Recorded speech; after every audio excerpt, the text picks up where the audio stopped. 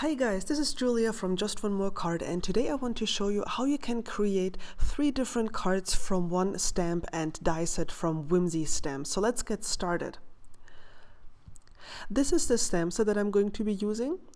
It's called Many Thanks, and then there's a card builder die set. They're sold separately, but I decided to use them together because they will go together nicely. And first of all, I'm going to be using the die, the Thanks die that comes in this die set, because it's just absolutely gorgeous. It's very easy to die cut. And I started out by creating a distressed background. I have listed all the colors in the video description below and on my blog in case you're interested to recreate this. And I used watercolor paper because I wanted to have a really smooth blend, which I can only achieve on watercolor, and then I spritzed it with perfect pearls just to add some shimmer to this panel. While this dried, I used the die to, die cut the word into my panel, and I had some guidelines there that I drew with a pencil just so I would get the distance between the words exactly right. And it fortunately worked out. And then I used from the stamp set the So Very Much. So it reads, "Thanks so very much." And it looks rather plain right now, but just wait until I mount it onto my panel. So I'm adhering that panel, that distressed background, to my card base. And I left it, actually you could, it's so pretty, you could actually just use it like this, especially if you have this nice white frame around this. And now I put some foam tape on this panel here, and I'm mounting it on top of the distressed background.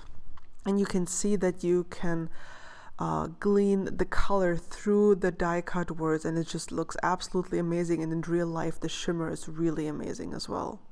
Here's a close-up of the shimmer, and the nice thing about this die cut word is it's very easy to die cut. You don't have to put anything back in, so all you have to do is actually really to die cut the word, and that's it. Now this is the second card here that I've created. No, this is still the first card. Totally confused here. Sorry. So this is the entire first card that I created. This is the second card. I'm using both the stamp set and another one of the dies from the die set. And of course, I'm also creating a distressed background again. I'm having so much fun creating distressed backgrounds. I'm using just 2 inks here, a green and a yellow, to create a nice gradient. Since most of it will be covered up, it doesn't really matter if it's perfect or not. I just wanted to have a pleasant color, and I like the green-yellow combination, especially in the summer and spring, because it's just such a nice fresh color combination. Then I used the die to die cut these tiny holes, and then it took a while to poke all the all the holes through. It just, like, the little thingies didn't come out, but oh well, it was worth it. It's a really nice effect. And I'm gluing this on top of my card base here, or on top of the panel that I used, because it's again watercolor paper. I can only get a real nice blend on watercolor paper. Like on Nina paper, I don't get a nice blend. So I'm using my Misty here to stamp the sentiment just to get it straight, because I know that I usually don't do this. So it reads, "Thanks, you have such a kind heart." And then I added some sequins by Pretty Pink Posh in different sizes and colors, and kept the card otherwise very clean and simple. I didn't add anything else to this card. Now on the third card, I mixed up the colors a little bit and grabbed my purples and pinks and my embossing powder, but I still kept it very clean and simple. But I just needed a different color. So I'm actually working on the back side of the original panel. My masking tape had moved, and I needed to have a very crisp line. So I flipped the panel over, repositioning my tape, and then I'm blending the seedless preserves, picked raspberry, worn lipstick, and spun sugar, I think it was.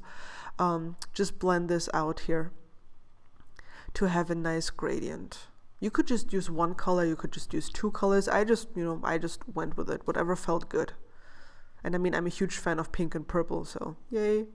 So here's the panel done. And when I remove this, you can see just how crisp of a line I have here. And since this will be the front of my panel, it was very important to have that crisp line. I am adding that panel to my card base, just using some ATG adhesive on the back, desperately trying to make sure that it, it doesn't move, that it's straight. And I'm using my embossing buddy here from, I think it's from Inkadinkado. It's also listed in the video description below, to make sure that the embossing powder will only stick where it's supposed to go. I stamped the words many thanks with Versamark ink. It's a sticky ink. Added some Zing Gold embossing powder to it and heat embossed it. I'm also adding some tiny thin strips of glitter paper that I created myself using Elizabeth Crafts glitter and some double-sided adhesive, so the edges are a little bit more defined and it stands out more. So that is the third card that I created with the same supplies. You can see that you can get many different looks, you can vary colors and get a variety of effects. Here are two more cards that don't require you to do any coloring. One is just the stamping and the other one is some doodling if you're into that. It's a lot of fun, you should try it. Thanks so much for watching. If you liked the video, please leave me a thumbs up and subscribe to my channel. Cheers!